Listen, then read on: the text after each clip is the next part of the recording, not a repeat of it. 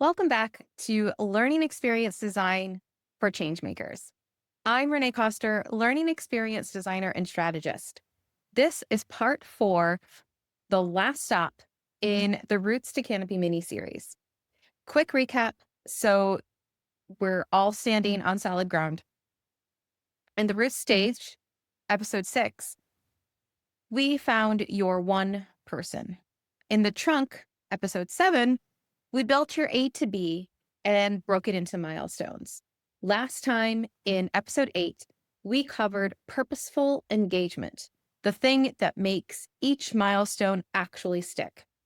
Today, we finish up the canopy with the last piece, content. Remember those pit stops from a couple episodes back? You're going to have to stop and refuel. That line was about milestones, but it's actually the perfect setup for today because content is the fuel. It's not the vehicle. It's not the map. It's not the destination. It's what your learner needs at each stop to keep moving to the next one. Here's the instinct I want you to notice in yourself, because I have too. More content feels like more value. It feels safer.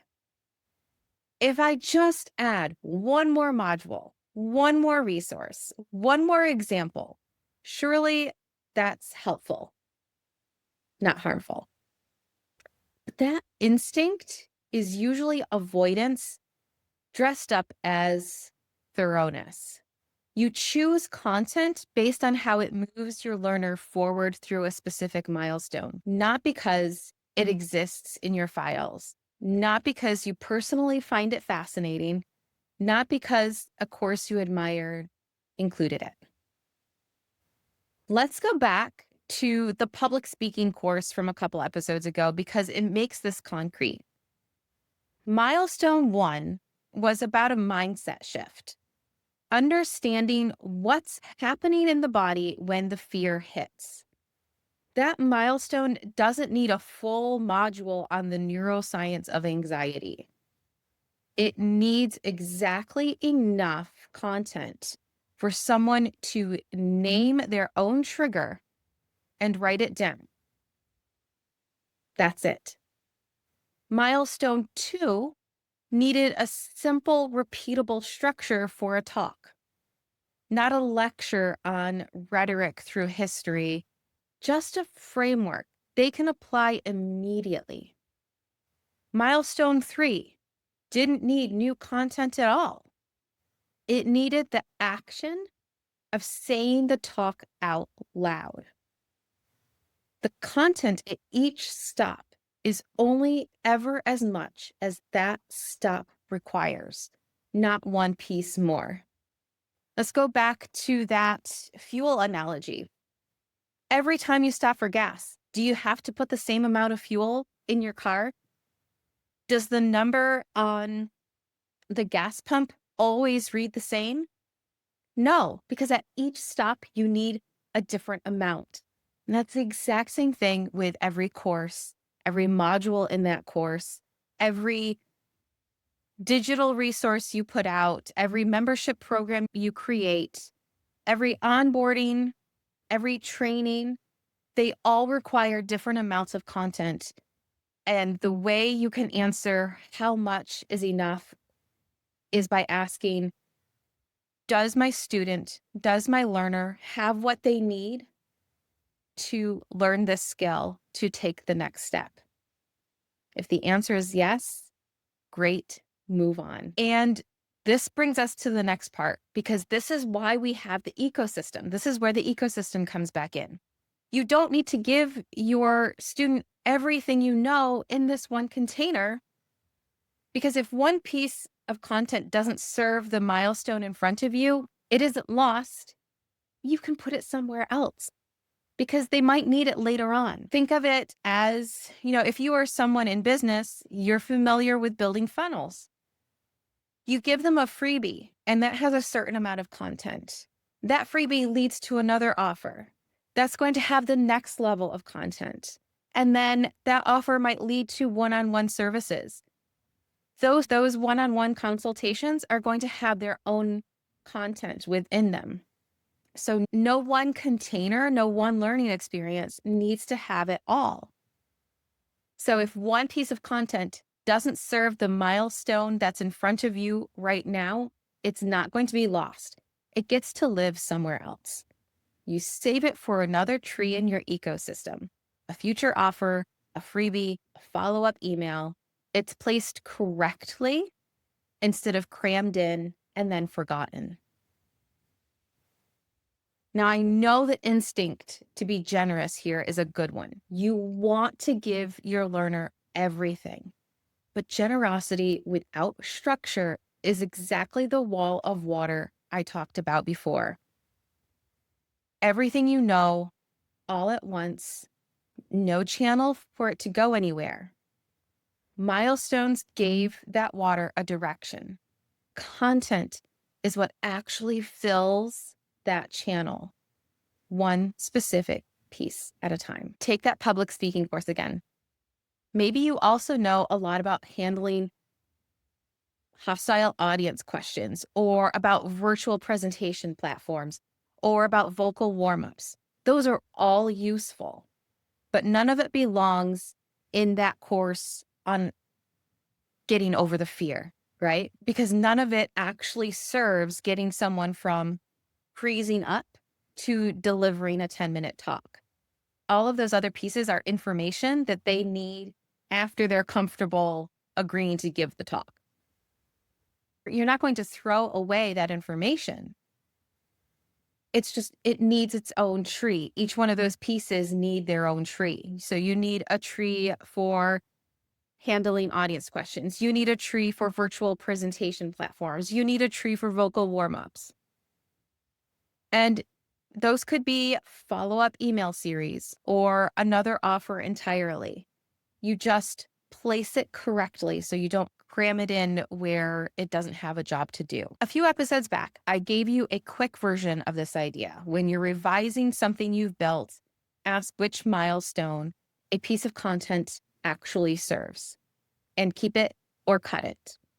That's true, but it's the simple version.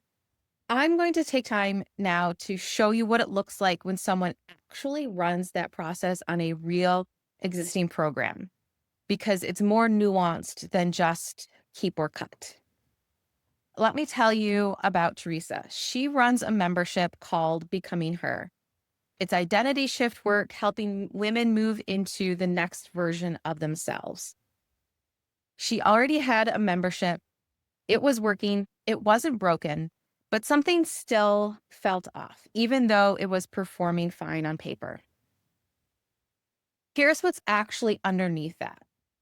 Teresa does mindset and identity work. And if you've ever done that kind of work on yourself, you know the instinct.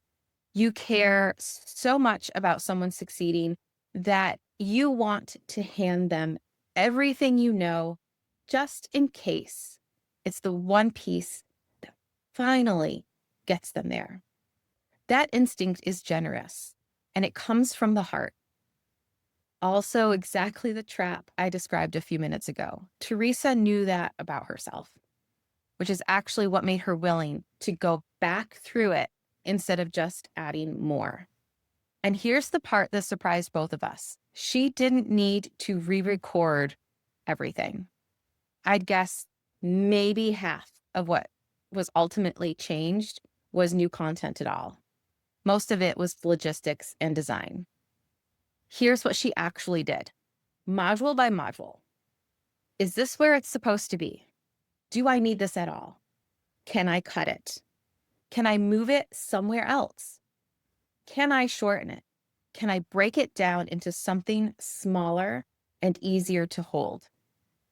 She went through her entire program asking those questions, one piece at a time, not skimming, actually sitting with each module and deciding. What she ended up with wasn't more. It was tighter. Every piece of content she kept was there because it served as a milestone and the engagement built around it, not because it had always been there. And what she has now is something her members actually move through and finish. An action-oriented path that doesn't just help them understand the identity shift becoming her is built around, it actually gets them there. So I want you to do a version of this either right now or pick a time on your calendar to schedule to do it. Pick one existing piece of content you already have, a module, a video, a worksheet, whatever comes to mind first. Hold it up against the milestone it's supposed to serve and ask Teresa's 5 questions. Is it in the right place? Do you need it? Can you cut it? Can you move it? Can you shorten it? You don't have to fix it today. You just have to know the answer. So that's the whole Canopy. Purposeful engagement that makes a milestone stick, and just enough content to fuel it. No more. And that's the whole framework, start to finish. Roots told you who. The trunk gave you your A to B and your milestones. The canopy gave you the engagement and the content that can actually deliver it. If you've been with me for all 4 parts, you now have a full, repeatable way to build or rebuild anything you teach, a course, membership, training, onboarding process, without drowning yourself or your learner in everything you know. And if you're just joining now, go back and start at the Roots episode 6. Everything here builds on everything before, on purpose. That's what an ecosystem looks like in practice, not just in theory. I want to say one more thing before we close this series out. None of this is about doing less because less is easier. It's about doing exactly what your learner needs so that what you build actually gets used, actually gets finished, and actually changes something for the person on the other end of it. That's the whole point of designing this way, instead of just piling up content and hoping. One thing to note is that just because you've built the tree doesn't mean your job is done. You still need to nurture it, but that's another episode. If this series gave you a clearer way to build what you teach, hit follow so you don't miss what's next. And if you ran your own content through Teresa's 5 questions, tell me what you found. Reply to any email from me with podcast share in the subject line. I read every one. Not on my email list yet? Go to www.reneecoster.com/newsletter to sign up. Thanks for spending time with me, and happy designing.